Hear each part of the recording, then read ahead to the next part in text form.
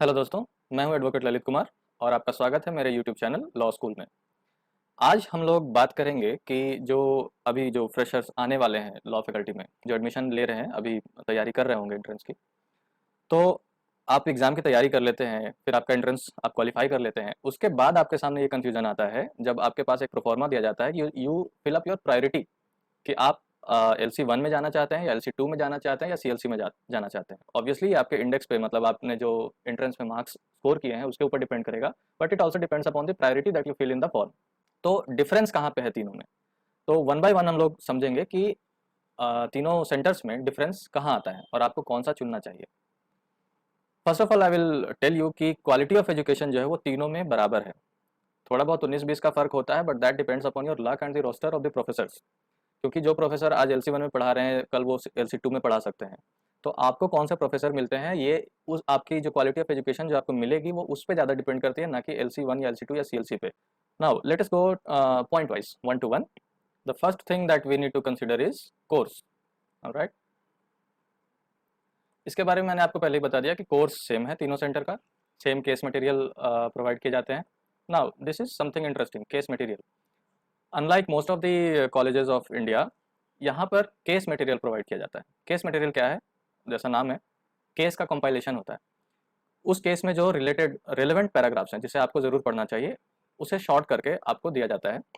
आप केस पढ़ते हैं, ना कि थ्योरेटिकल लॉ। डीयू में ये चीज़ होता है। तो केस मटेरियल तीनों सेंटर्स में सेम होता है। एग्जाम्स सेम टाइम पे कंडक्ट होते हैं, रिजल्ट्स ऑलमोस्ट सेम, एक दो दिन का आगे पीछे कभी कभार हो जाता है, बट सेम टाइम पे रिजल्ट्स भी आते हैं। तो यहाँ पर तो कोई भी डिफरेंस नहीं रहा।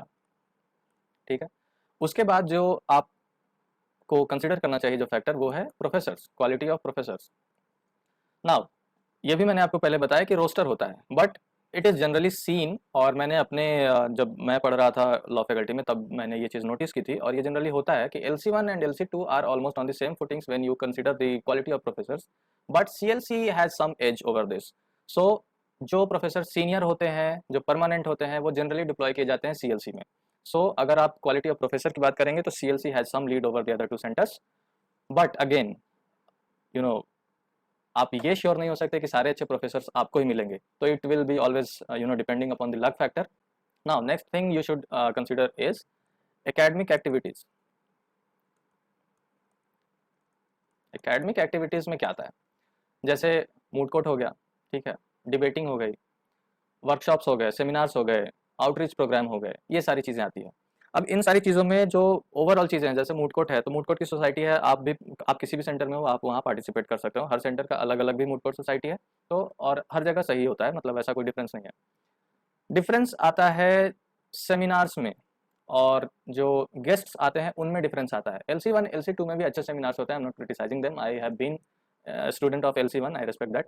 बट क्योंकि सी एल सी बहुत पुराना है, और जो भी अभी के टॉप लॉयर्स हैं या सुप्रीम कोर्ट में बहुत सारे जजेस हैं, सो दे आर फ्रॉम सीएलसी।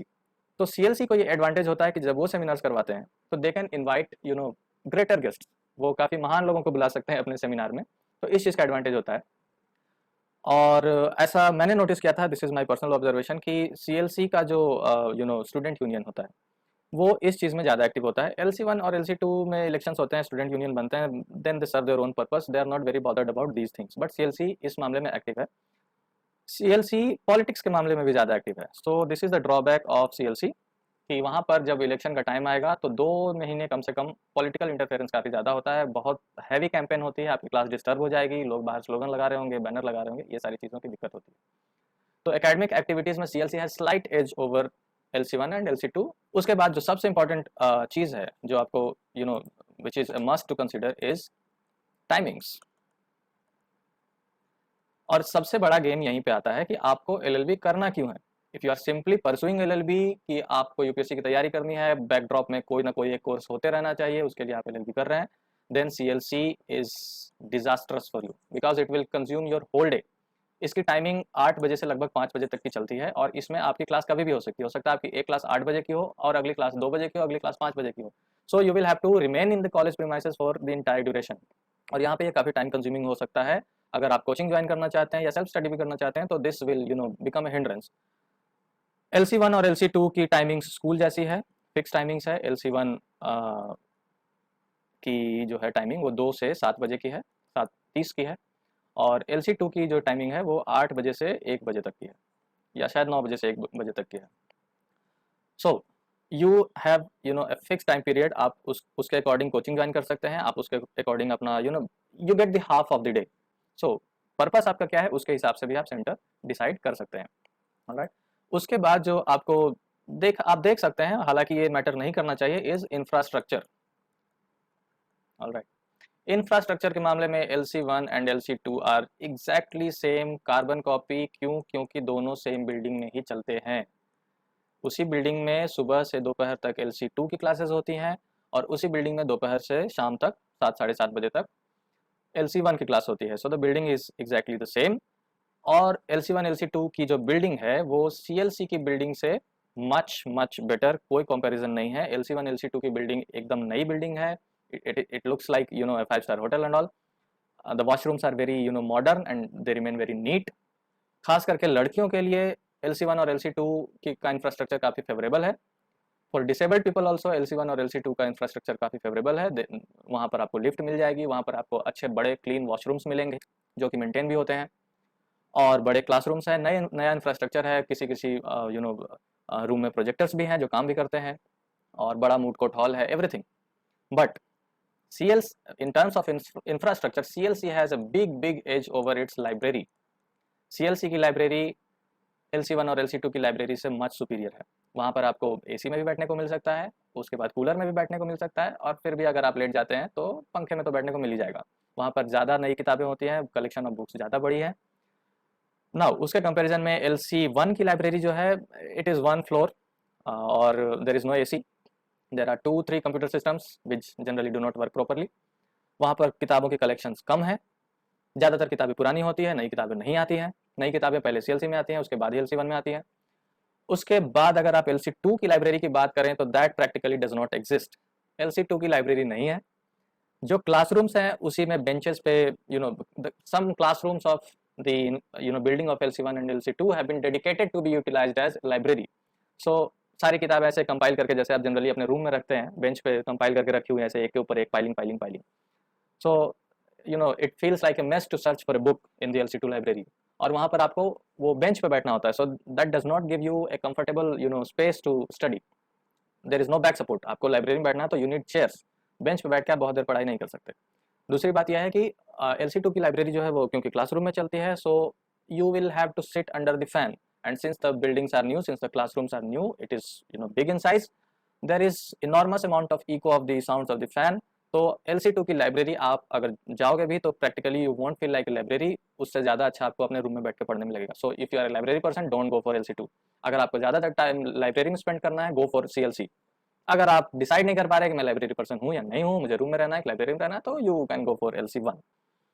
उसके बाद आप जो कंसिडर कर सकते हैं वो है फ्यूचर प्रोस्पेक्ट्स। फ्यूचर प्रोस्पेक्ट्स, अब इसमें क्या है कि आप सोच सकते हैं कि प्लेसमेंट होती है कि नहीं, कहाँ होती है, ठीक है। When it comes to interview और filling a form of any exam, degree में कहीं नहीं लिखा होता कि आपने LC1 से किया कि LC2 से किया कि CLC से किया, LC3 नहीं है। तो उस पर्पस के हिसाब से आप इस चीज़ को बिल्कुल निगलेक्ट कर सकते हैं कि मैं किस सेंटर में हूँ। डिग्री पे आपके कहीं कुछ नहीं लिखा होगा। You will be called an alumni of faculty of law, Delhi university. Alright, now future prospects में आप ये चीज़ भी ध्यान रख सकते हैं कि if you have plan that I will only practice and practice, मुझे वकालत ही करनी है, इसके अलावा और कुछ नहीं करना है, then LC1 would be a better choice, क्योंकि आपकी क्लासेस शुरू होंगी 2 से 7, चलेंगी 2 से 7। जनरली आपकी क्लासेस कभी कभी 3 से होंगी, कभी 4 से होंगी। इस चीज़ का फ़ायदा उठाकर आप इंटर्नशिप्स कर सकते हैं। आप हाफ डे इंटर्नशिप्स कर सकते हैं। आप सुबह कोर्ट चले जा सकते हैं और दोपहर में वहाँ से वापस आके अपनी क्लासेस भी अटेंड कर सकते हैं। So that will give you some edge over the other 2 centres. हाँ, एक चीज़, क्योंकि अभी आजकल गर्मी काफ़ी पड़ रही है, so I should point this out. वैसे तो आप लोग इंटेलिजेंट लोग हैं, आपको खुद भी ये पता चल जाएगा कि LC1 में एक चीज़ ये बहुत दिक्कत आती है कि दोपहर को जाना पड़ता है क्लास में, और इस गर्मी में जब लू चल रही हो, हीट वेव्स की वार्निंग इशूड हो, फिर भी आपको कॉलेज जाना पड़ेगा, तो that does not feel really great. तो आप इस चीज़ को भी ध्यान में रख सकते हैं।